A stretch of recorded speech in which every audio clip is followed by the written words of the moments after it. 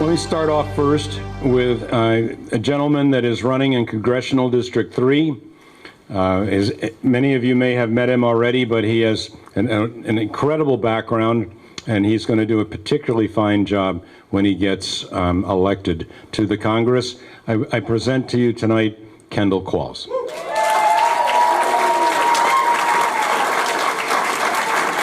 All right, hey, thank you, everyone. Hey, you know what? I'm not going to spend a lot of time here talking because I know we have other candidates and we have this great show. But let me just give you an update on how things are going. I can't be more excited about the traction we're getting every night. This week, next week, all the way up to the mid-October, we're booked every night, every afternoon. Okay. And what's resonating is, you know, is humbling, and I feel really honored. What's resonating is my personal story, because my personal story is the American story, and I'm willing to fight for it. And people are coming out to support it. So let me give you an update on something. This is a little preview for you before anyone else kind of thing. So on Tuesday, I will be at the state capitol at the Memorial for Fallen Officers, along with the Fraternal Order of Police to receive their endorsement.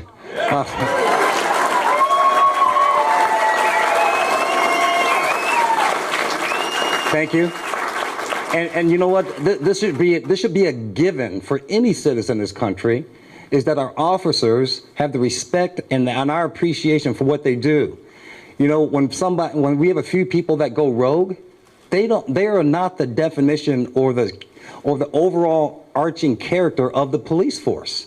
Okay? Just like bad actors that are racist or that do things that are contrary to our good character as a country, they don't define the country. And it's unfortunate we have a left and we have a media that actually propagates those type of stories for both police officers and our country. And this is why I got in the race, to fight that narrative, because this country's much better than what it's getting characterized, and I'm not going to let them get away with it. Thank you. I'd like to be able to introduce now to you the gentleman whose lawn signs have that great name on it, Lacy Johnson. Lacy, come on up and talk.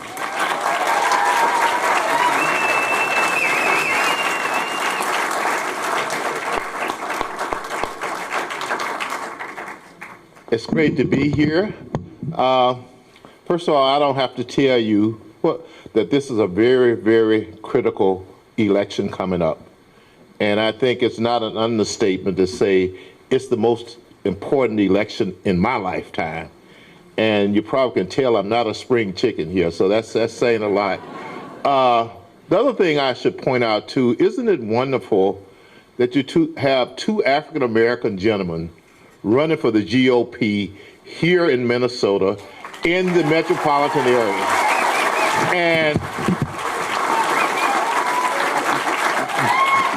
just as a little private sharing here, one of the reasons I ran, and there were many, was to say to the people in the African-American community that the stereotype of the Republican Party being the racist, bigot, sexist party is not true. It never was true. In fact, if you follow the history, it has always been on the side of people of disadvantaged people, people of color, and those people who are fighting hard. So I'm very proud to have Kendall running with me in these congressional races. So I think that. Now, and I only got 2 minutes. Look, when we look around the country, when you look at the rioting and the destruction and the protesting that's going on in all these Democratic controlled states and cities, we have to make sure that we get out, that we support all these Republican candidates,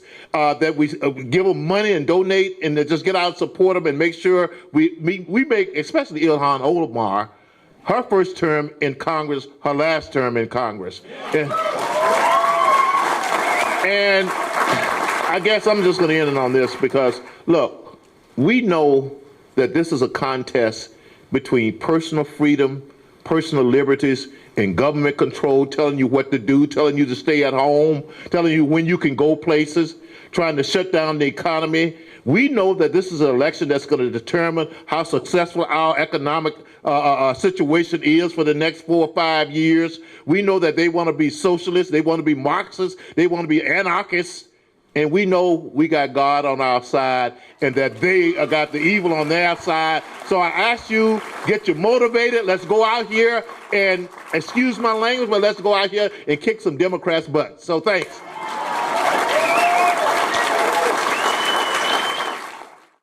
Someone that is very familiar with what it's like to be a policeman and a businessman, who's running in the for Senate in Senate District 50 from both Richfield and East Bloomington. Dean Mumbleau, will you please come up?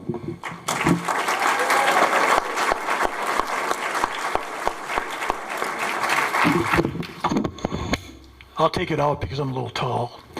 Thank you everyone tonight for coming to this event. My name is Dean Mumbleau, and I live in Richfield with my beautiful wife there, Margie. We've lived in Richfield since 2008. We have 5 children and 2 grandkids. A little history about my career. My first career was a Sherburne County Deputy Sheriff, and I served through the mid-1970s through the 1980s, and I retired from the department as a senior patrolman. Thank you. Also on that note, I was one of the first groups that was endorsed by the Minnesota Peace and Police Officers Association.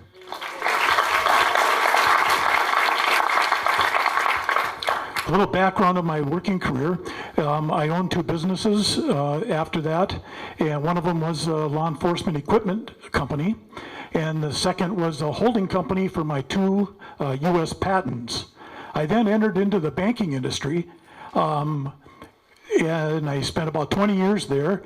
In the last 9 years, I was employed in the banking industry. I was the president of a local state chartered bank. Well, you know, if I'm elected, the first order of business for me is to reestablish law and order in our communities.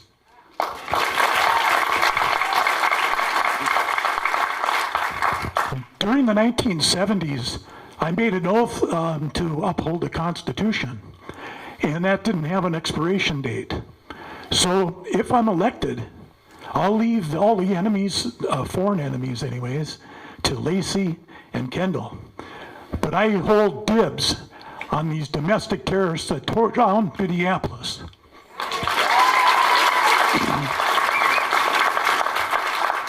And if I'm elected, I give you my word, I'll be unrelenting, and I'll make sure that every one of them's identified and held to what they did.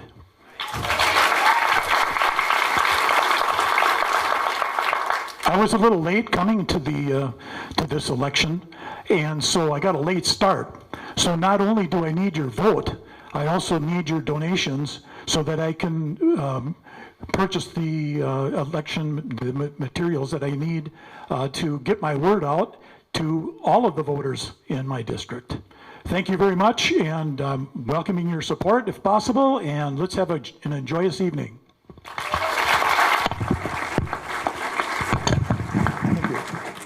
She's a very strong conservative, and she really is looking forward to the challenge of running in South Minneapolis. So, Diane, will you help explain what motivated you to get into this and how excited you are? So, this is Diane Napper.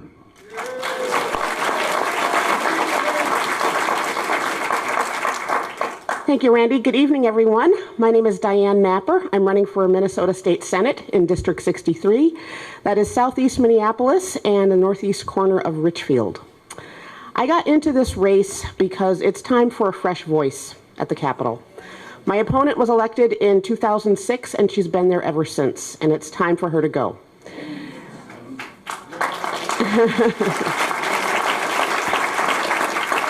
Just a brief background on me. I was born and raised in Philadelphia, Pennsylvania. I went to school at American University in Washington, D.C., and moved to Minnesota in 1989.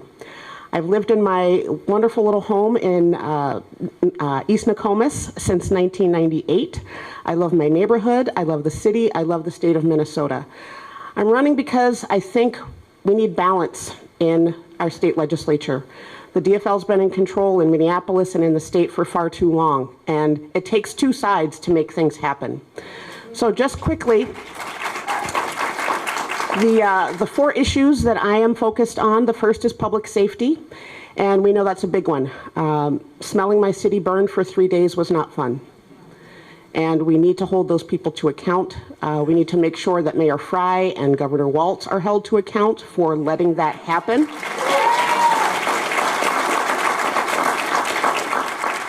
So public safety is a two-way street, though. We also need to make sure that our community members are doing what they need to do and holding themselves responsible and accountable for their actions.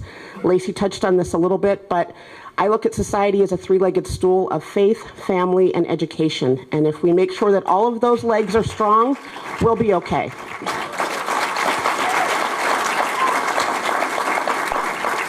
My second issue is education. Education is extremely important. It's how we are able to function in society and be civil towards each other. Not everyone's the same, though. We all are born with different abilities, desires, talents, interests, and so our education system can't be a one-size-fits-all proposition. We need to give parents more choices so that they are giving their children the best education possible. Number three is supporting small businesses. Small businesses are the backbone of our community. They're the job creators. They're the ones that help families become stronger and help communities become stronger. So we need to make sure that we are supporting our small businesses and not shutting them down. And fourth is government waste. There's so much waste and fraud and abuse that happens in our government, and that's our money. Our hard-earned tax dollars should not be wasted. So I want to make sure that we're following the money and making sure that you get to keep more of what you earn in your pocket so that you can spend it on the economy, which makes everyone's lives better. So again, I'm Diane Napper. You can go to my website to learn more about me. It's nappermn63.com, and I really hope you enjoy the movie. I've seen it twice already. It's phenomenal. So thank you. Frank is an institution as far as I'm concerned in 63. I think we've been very lucky to have someone like Frank serving the Republican Party in that district for a long time. And he's now selflessly decided that he's going to run. And I think maybe this is the year. So, Frank Pafko. I'm Frank Pafko. I am running for the third time in District 63B, and maybe third time's a charm. I'm a Minneapolis boy. Grew up in South Minneapolis. Graduated Roosevelt in 71. Lived in Richfield since 1983. University of Minnesota in 75, and I graduated a degree in fisheries biology, and I worked for the state of Minnesota for 36 years, both for the Department of Natural Resources and the Department of Transportation. What's a biologist working for transportation? Well, I was the aquatic biologist in the environmental office, ended up rising up to be chief environmental officer of the department. And for 4 years, I took a little sabbatical where I was the first non-engineer to run a highway project development program. I was North Area Manager, and I delivered such projects as Devil's Triangle, Unweave the Weave, the ad lanes on 94 and 694 up in Maple Grove, 36 in North St. Paul, and the 94 bottleneck at 3M. I know how government works. I know how you can make it more efficient. Since I retired 8 years ago, I have become active in Republican politics and have kept my hand in, and maybe you heard me, I'm the transportation czar on the Up and Adam radio show and now podcast. My issues, like Diane, are public safety. Our city burned. We need to do something, and I would propose that from the state, what we can do is tie the fiscal disparities, local state aid, to provision of an adequate police force. In terms of education, I have seen from what I went to school 50 years ago, what my children went through, and what my grandchildren are now going through, the educational system in Minneapolis and Litchfield has declined tremendously, particularly for minority students. Education choice is, we absolutely need it, and state aid should be tied to the student, not the district, so that they have the choice to go to the school of their choice. And waste, fraud, and abuse. We've gone from $1 billion surplus to an $8 billion hole for the next 3 years, and we are going to need to cut corners. I felt I was a very fiscally prudent state manager when I was running the highway, North Area and highway project development process. One of my points of pride is that when you compare the Crosstown project, which was done, that was an over $300 million project. I had Unweave the Weave, which is 694-35E up on the north side of St. Paul. Functionally exactly the same project, and I delivered it for $125 million. And I also know how to make state government efficient. I was chief environmental officer when the 35W bridge fell down. And as another point of pride of what my people and I delivered, we got the environmental work and permits for the new bridge in 9 days. I want to thank you very much for your support.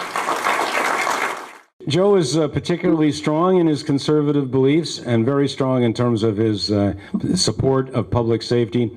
And I'll let him talk a little bit more about himself, but Joe Thalman, House District 49B. Thank you, Randy. Thank you. It's good to see you. Hi, Dean, Margie. It's really nice to get a chance to meet all of the candidates and all of the GOP faithful who come out to these events and support us, our causes, because, boy, the synergy is terrific. You know, we're tired of seeing all of the nightly news coverage of these, what were they called? Jackbooted, Birkenstock-clad thugs running through the night, destroying our cities, and I think that's a great way to describe them. I've also heard them described variously as cry bullies. Right, the kids that need to be sent to the timeout room with their crayons to deal with the issues of the day. It's quite something. I grew up in a very strongly Democrat household. My stepdad was a state Democrat chairman and ran for governor. This was out in Utah.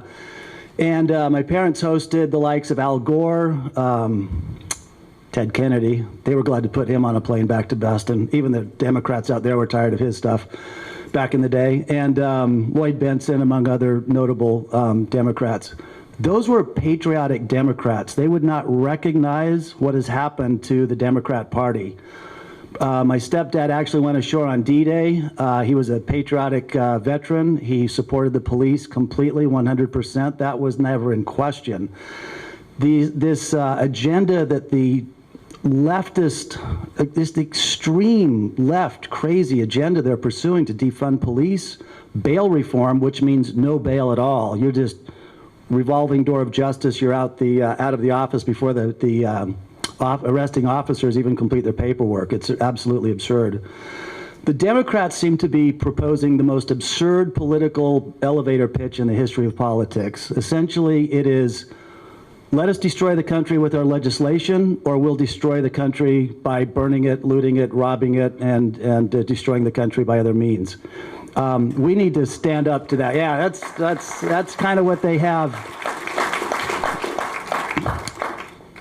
We've seen what they've done in Democrat-run cities, where the mayors and the governors are complicit with the destruction that goes on nightly. Fortunately, Governor Walz finally showed some good judgment and some fortitude. I'll just go without any qualifier on that, just some fortitude to finally call in the National Guard and let them quell the violence, and it was over in 24 hours. They won't do that in Seattle, they won't do that in Portland, and I have to wonder why. We have seen the wildfires in the West that are destroying wildland, that are destroying people's habitats. Several people have died. There are a number of anarchists, leftist anarchists in jail right now awaiting prosecution. And if you look at their booking photos, these people are strung out. I don't know if they're on drugs or what, but these people are definitely challenged, let's put it that way. I just want to let the good people in law enforcement who have dedicated their lives, their professional training, and go out there courageously every day, that they have the full support of everyone in the state legislature, everyone at every level of government. We saw the shooting yesterday in South Central where an assailant came up and shot 2 police officers sitting in a squad car in Linwood, California. They were taken to the hospital. One was a 31-year-old mother of 3. She's in very critical condition. Let's pray for that officer and her partner. I don't know much about who he was, but they deserve our thoughts and prayers, and hopefully they fully recover. This lawlessness has to end. It can't be tacitly supported by the political elite. So we need to turn Minnesota red. We need to elect strong Republican leaders at every level of government, from dog catcher to city councils, school boards, from the governor's mansion to the White House. We need strong Republicans with conservative values to turn things around in this country and provide for our kids, our grandchildren, and the future generations will never even see the America that we grew up in, that we love, and that we will pass on this proud legacy. They will be the proud inheritors of what we pass on to them. So let's get everyone out to vote November 3rd. Thank you.